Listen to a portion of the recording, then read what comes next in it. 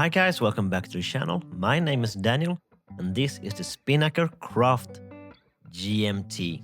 And this is a watch that's one of the reasons why I never do reviews the same day I get a watch or even kind of the same week that I get a watch. Because when I first got this watch, I wasn't really digging it.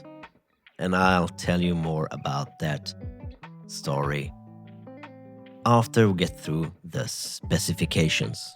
What we have here is a 39mm case with a 47mm lug to lug and a 13mm thickness. We have a really nice, a bit of a box domed sapphire crystal with an anti-reflective coating. Doesn't say if it's on the inside or outside. The watch is powered by a Seiko NH34 automatic GMT movement. We have a 15 ATM of water resistance and we have some Swiss Super Luminova. So let's jump into that lume shot.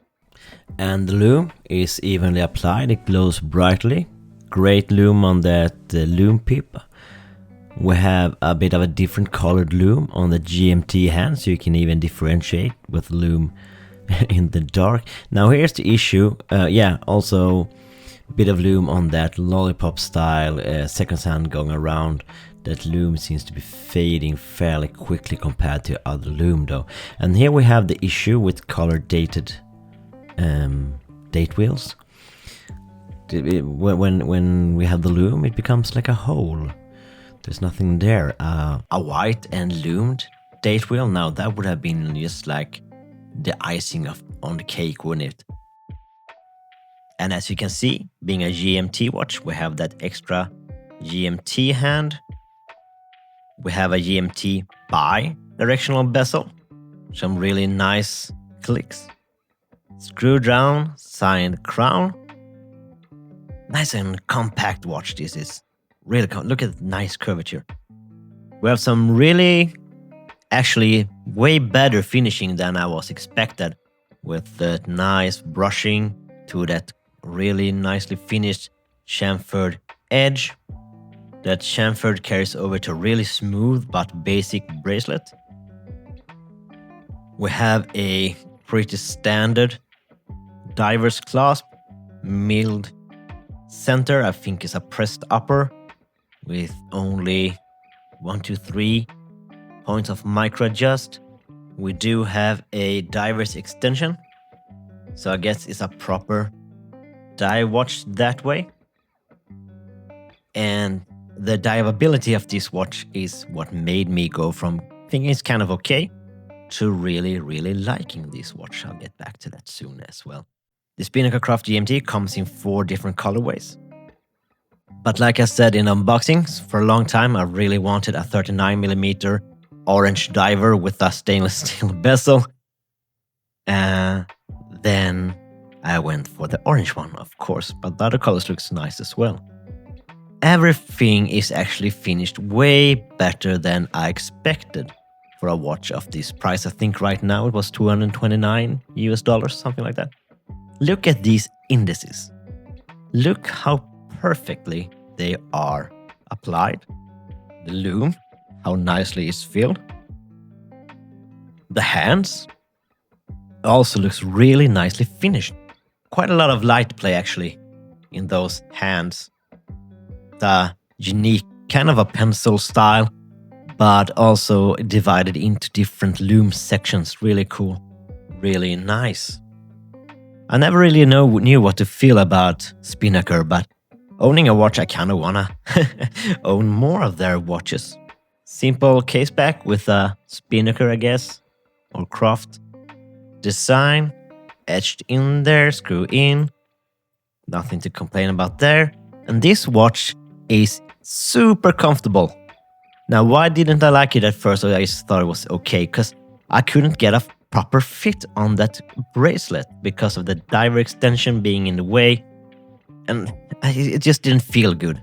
But then I played around a bit, added a link, moved around on micro adjust, and when I found the proper fit, it felt really, really good. And then I thought, well, I might as well bring it to Greece for fun. It might be fun to photograph it down there. You can see pictures on my Instagram link down below. And I started wearing it to the beach one day. And then I wore it to the beach every day. And I usually don't wear watches to the beach. I don't really understood the whole thing. But this watch I felt super comfortable with. Diving, bathing, being in the Mediterranean, salty sea. Nothing happened to it. No corrugation, nothing went wrong. Worked beautifully. It was just fun experience. And it's been one of my kind of everyday go-to watches ever since. Okay, now a orange dial isn't your everyday dress watch, but whenever it's suitable, I'll wear it because the contrast is the legibility is very good, the comfortability is super good, the everything is finished to a good standard, really high standard for the price. And it's just a fun little watch to wear. Now, is everything perfect? No. Let's get into the moans and niggles before we show it on different straps. Because, well, this is the strap it came with. I don't think it matches well. But we have quick release on both bracelet and the various straps. So let's put on a couple of other straps just for fun. Anyhow, moans and niggles. They shouldn't have made it a color-matched date window. White, very, very white on that lume, making that color-matched date window just look strange and out of place. They just done a simple white framed, look at the framing on the date window as well. They just done a nice white, simple date window that would look way more symmetrical with the indexes at 6 and 9 than they have right now. And of course, that clasp. I mean, micro brands have for a long time done on-the-fly adjustment. Do on-the-fly. Don't do these diverse extension style clasps. Do the on-the-fly adjustment. This is a watch you want to wear when it's nice and warm and bathing. Then your wrist will swell and will decrease and increase. Mine almost changes a link in size during warm summer days. Had they only had like a on-the-fly adjustable clasp instead of this standard diverse extension clasp, then this would have been a winner. Oh, by the way, I forgot to mention female end links. Had they just done that, you have had such a killer watch. It's really good as it is, but change the date window, change the clasp, and Spinnaker, if you're watching this for some reason, for future, do the on-the-fly. Then you would have a killer watch. Let's start by putting it on the supplied purple tropic style rubber strap. It's a really nice, really soft, thick, good rubber strap, perforated. The combination, it kind of doesn't do it for me, unfortunately, to be honest. Don't know why they went with that color combo. Let's take it off.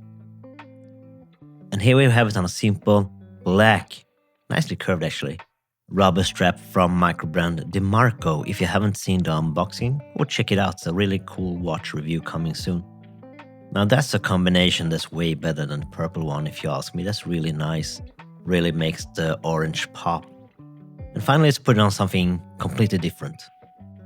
And if anyone gets the over to something completely different reference, please comment down below. Here we have a gray suede strap from Straps Co. Nice, soft.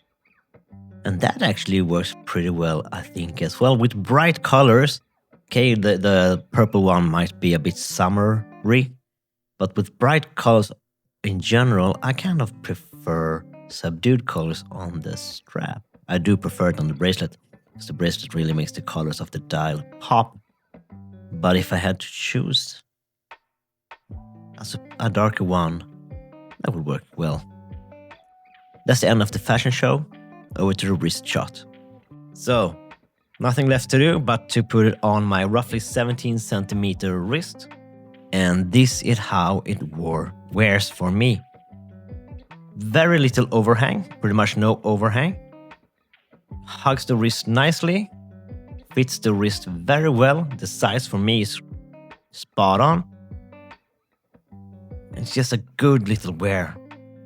13 millimeters, but look at that sapphire crystal protruding. It's a lot of those 30 millimeters goes in there. So it wears slimmer than the 30 millimeters would suggest. The build quality just feels good. This is, you know, guys, some watches just feel good on wrist. Some just don't feel very nice on wrist. This is one of those that feels good on wrist. And that's it for this time, guys. Until next time, if you enjoy my videos, please like and subscribe.